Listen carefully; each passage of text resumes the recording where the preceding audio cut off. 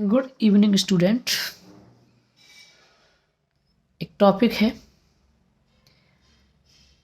Transpiration,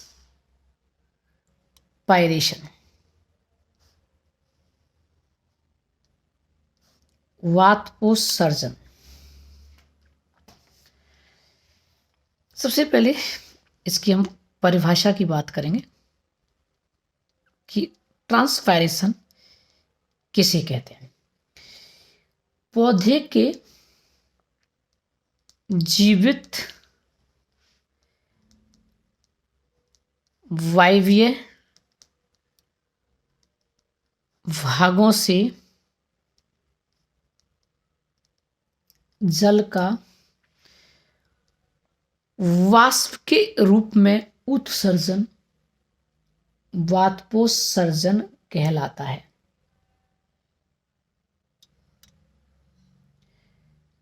अवशोषित जल का 1 से 2% भाग ही पौधे के उपयोग में आता है।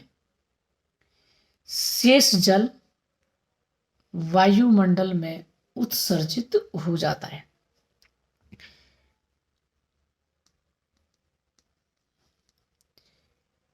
कर्टिस के अनुसार वाष्पोत्सर्जन एक आवश्यक बुराई है।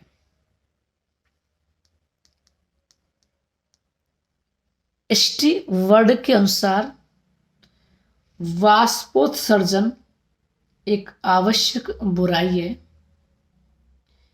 जिससे बचा नहीं जा सकता है।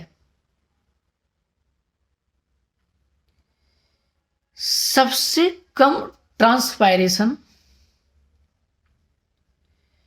सैक्युलेंट जीरोफाइट मांसल उद्भिद मरुद्भिद बोलते हैं। सैक्युलेंट जीरोफाइट में होता है।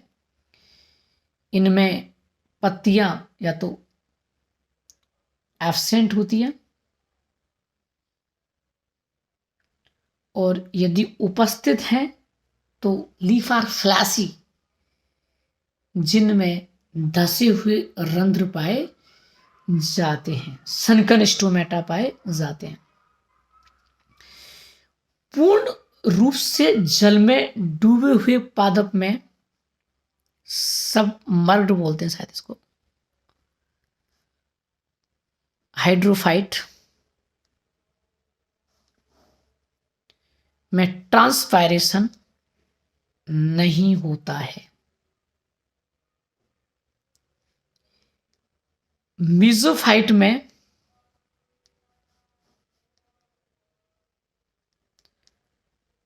ट्रांसपायरेशन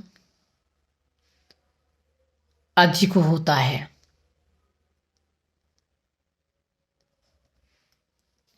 अब types of transpiration.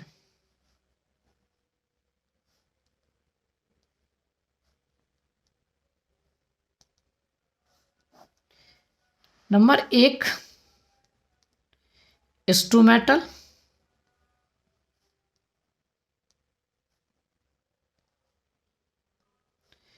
Number 2 lenticel और नंबर 3 क्यूटिकल। सबसे पहले स्टोमेटल ट्रांसपायरेशन। पौधों की पत्तियों एवं अन्य हरे कोमल अंगों पर उपस्थित रंध्रों द्वारा होने वाला वातपोत्सर्जन स्टोमेटल ट्रांसपायरेशन कहलाता है। इन स्टोमेटा के द्वारा जो ट्रांसपायरेशन होता है वो ये, और लगभग 80 से 90% जो ट्रांसपायरेशन होता है जल का वो स्टोमेटा के द्वारा होता है। एल्गी, फंजाई एंड पूर्ण रूप से, जैसे हमने कहा कि पूर्ण रूप से जल में डूबे हुए पादपों में स्टोमेटा एब्सेंट होते हैं।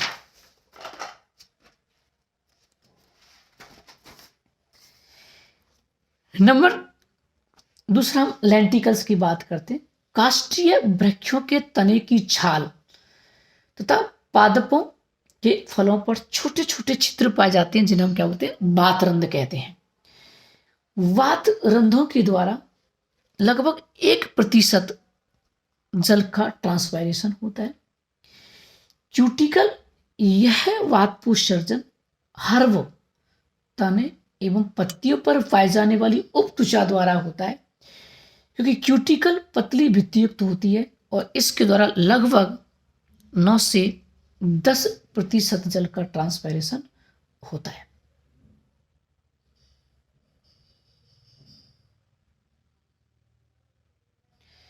वाष्पोत्सर्जन की क्रिया में जल का लॉस होता है, हानि होती है। वाष्पीकरण के फलस्वरूप भी जल की हानि होती है, परंतु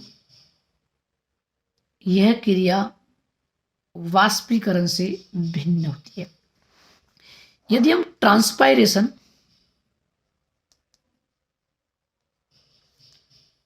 और इवोपोरेशन,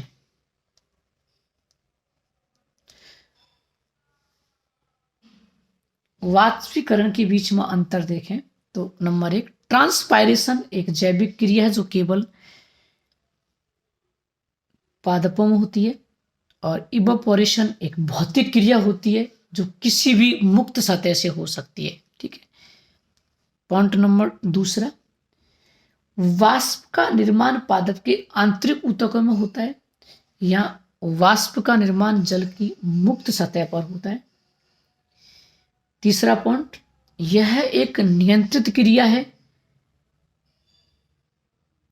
जो गाढ़ कोशिका, द्वार कोशिकाओं द्वारा नियंत्रित होती है। यह एक अनियंत्रित क्रिया है जिसमें कोई किसी प्रकार की कोशिका का रोल नहीं है। यह केवल जीवित कोशिकाओं से होती है। ये लिविंग और नॉन लिविंग दोनों सतह से भी हो सकती है। यह क्रिया पौधे के पर्ण की सतह को नम एवं ठंडा करती है। ट्रांसपायरेशन, इसलिए तो हम गर्मियों में पेड़ की छाया के नीचे रहते हैं, ठंडी महसूस होती है, जबकि यह सुखा देती है। जैसे कि कोई हमने कपड़ा धोया और कपड़े को धोने के बाद हम धूप में सुखाते हैं, वो इवोपोरेशन है। वो क्या होता है, इवोपोरेशन, जहाँ जल वाष्प में बाहर निकलेगा और सतह कैसी ड्राई हो गई, सूख गई। लेकिन यहाँ पर पौधे से जल का ट्रांसपायरेशन हुआ और वहाँ पर क्या होती है, नमी हो जाती है, नमी होती है। इसलिए हम कहते हैं कि जहाँ जब हवा अगर तेज बहती है तो रेट ऑफ ट्रांसपायरेशन ज़्यादा होता है, क्योंकि उस पत्तियों के जो आसपास, स्टोमेटा के आसपास जो नमी रहती है वो हवा के द्वारा चली जाती है, बह जाती है। इसलिए वहाँ पर क्या है कि रेट ऑफ ट्रांसपायरेशन कैसा हुआ, ज़्यादा होता है। तो वो क्या है, नम बनाती है जबकि सुखाती है। इस क्रिया में विभिन्न प्रकार के बल जैसे ऑस्मोटिक प्रेशर, डिफ्यूजन, वाष्प दाब आदि भाग लेते हैं, और इसमें किसी भी प्रकार की बल की आवश्यकता नहीं होती है। हम यहाँ एक रंध्र की जो ट्रांसपायरेशन का एक मुख्य जो रोल होता है वो स्टोमेटा द्वारा होता है। स्टोमेटा के स्ट्रक्चर की बात करें तो पत्तियों की बाह्य सतह पर छोटे छोटे छिद्र होते हैं जिन्हें रंध्र कहते हैं।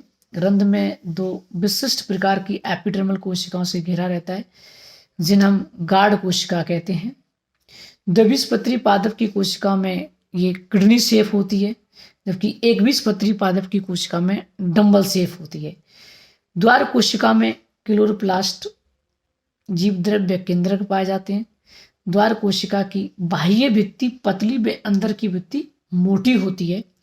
द्वार कोशिका चारों ओर से विभिन्न आकार की बाह्य त्वचा एपिडर्मल सेल से घिरी रहती है, जिन्हें हम सहायक कोशिका कहते हैं, जिनमें क्लोरोप्लास्ट नहीं पाया जाता है। फिर अपन हम types of stomata, mechanism of stomata, opening and closing stomata, कैसे स्टोमेटा बंद होते हैं, कैसे स्टोमेटा खुलते हैं।